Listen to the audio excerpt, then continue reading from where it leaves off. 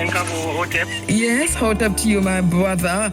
How long have you been teaching? I've been teaching for the last 14, going 15 years now. Yes, so you've been in the system for a very long time.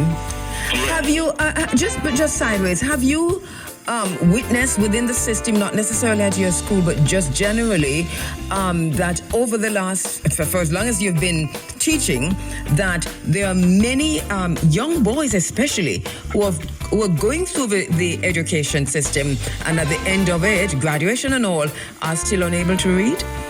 Yes, KaBu. Listen, I have a story here for you. And just let me see if I can give it to you quickly. Yes. When I just started teaching at my school, I was employed as a reading specialist there. And there was a guy by the name of, I'm going to call his name because he's called up it. There's a guy by the name of Seymour Gale. He was in grade 8 at the time. When I used the Maat Kheru diagnostic test to test him, Yes. he did not know the complete alphabet, and he was in grade 8.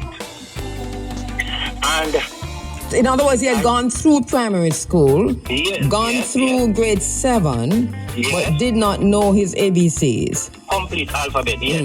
When we checked his GSAT result, his GSAT result was up there. So what happened? They were saying that it's like somebody did the exam for him, because when you look at his GSAT score was up there. But aside from that, when we tested him and got through, and I know I have him in my care with reading and all of those things. And I was trying to find a way how I could help him. You remember those little peanut phone, those Nokia 3310, one of those phones? Mine was giving some problem. And the young man pulled down the phone, KaBu, pull it down to everything, and assemble the phone. I'm saying, no, sir, you have to read. You must can read. You have to read. And I'm there with him in the reading lab until students start to come and start to call him, say, you are the grandfather for the school, and I'm going to call him for the school. You are the grandfather for the school and all of it. So I had to, when I'm teaching reading, I had to close the door. So I said, no, open up the door, and anybody come up here, me and them go and have things and so forth. In helping him read and come up, can I tell you, he's in the United States today, and he's working more than any principal that is in this country. And that of course goes to the intervention of a caring teacher. Exactly. A caring teacher.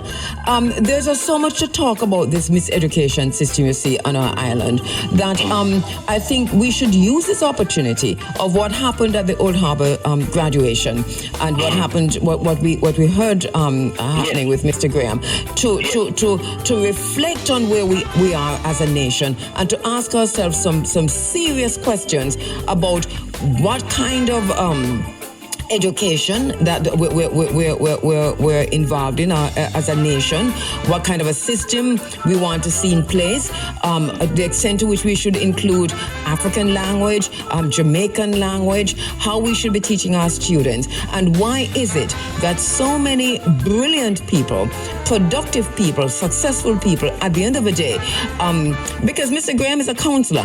Listen, I know that there's a whole other conversation about what the qualifications for counselors, etc. But he got there. He got there, which means that takes something. So I'm not even looking at, whether or not he's qualified to be, but he's obviously in that position. And being able to read English at the end of the day is not no benchmark for anything. Are we able to read the Jamaican language? Are we able to read any African language? Do we even know our names? There's just so much that is wrong with this miseducation system that I think we should use Mr. Graham as an example. This is a time for a paradigm shift. All right. So you didn't come for that. You come to. So you have been testing your students, and an interesting situation developed, and I want you to share that with us. Okay. Yes. Normally, this is the end of year exam we have here, and one of the questions says that explain 2 ways in which the government of Jamaica can ensure all citizens of Jamaica know their rights, and that will be 4 marks. Now, in my farm class, my student by the name of Tyrese Smalling, I'm not sure of the community in which she's from in Trelawney, but her answer, I find her answer very intriguing. Over the years, we have been giving this question and to see how students are thinking, to see how they overall can put ideas together and come up with creative. I know you're looking for innovativeness. And the student said that he could write the rules and ensure he sent it out on the social curriculum and social media platforms, advertise all the rules in the parliament, on the news, and make posters, and also various radio platforms like 105, IRFM, etc. So, yes. So I was applying it. So honestly, KaBu, right now, we don't know the law. We only hearing this and we hearing that. We don't even have a copy of the Constitution itself. So we can read where to go to get a copy of the Constitution. Yes. We keep in hearing all of these things and everything is like just hearsay. Yes. So with this being said now, and the government who is listening, something needs to be done because, people have been transcended, so the information gone, and we have a new, so we need to have a system in place that keeps this information going so people can know where to find this and get this. Everything is so difficult in this. Well, please tell Miss Smalling, our little sister, that she's right on the money. Our managing director has already taken that decision. IRFM will be actively getting into the communities, ensuring that we become a part of the public education campaign. So she's right on the board. We'd like to meet her. We'd like to have a conversation with her when you get a chance. And just to say that, this is a little child thinking about what else can be done. And if a little child shall lead them according to the grade 7. Yeah, grade 7. Yes. Grade 7, yes. It's a young child. And here is a solution that she has presented, and a very good one too. And I'm very happy that she identified IRFM as a place for this to happen. Thanks for sharing that with us. We'd like to talk to her at a later date. All right? I can make the arrangement. Yes, please. Thank you so much. And a lot happening now because a lot of teachers leaving the classrooms. I don't want you to talk on behalf of your school, but just generally as a teacher, the Minister of Education has said that there's no crisis. Do you agree that there's no crisis? I know I'm taking you by surprise on that one, but you don't have to answer, just if you can do. I am straightforward. There's a crisis. I am not afraid of anyone in the education system. KaBu, look here. You see these people? I don't know what they call education now, but they need, it is what is happening is the reality. And come September morning, it is going to be a disaster in Jamaica education system. And I'm telling all those parents who are listening, if come September morning and school is being disrupted, you need to take it to the government, go to the parliament.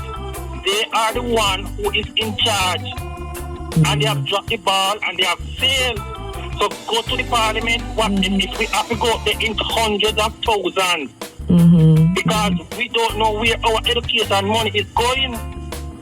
Them get 300% increase for themselves. Teachers not getting anything. No appreciation for teachers. And they have the yes woman principal them and the yes man principal them who continue to oppress we as teachers, and this is going to be the effect of whatever is happening. A lot of things have been happening in the system. A lot of things, and they are closing their eyes against these things. And when we talk, no one is listening. When it gets out there, you hear that it is not the medium for it. But guess what? You see that 70% of Jamaica who did not vote? Any day that they roll out, that's where it is going to be. In the jungle, the lion sleeps tonight. Thank you so much, my brother. The lion is only sleeping. I am telling you, I just want to big up two people. Yes, quickly. Wallace, who was got his fifth place at Holland High School. Congratulations. thank his mom for helping so much because trust me, the pressure is on me, KaBu, and I did not even find the time to help my son with his work. As a teacher. $3,000 for him to go online to do something because normally if you get an assignment, I would have to go and do the research, read, understand, and then try to help him.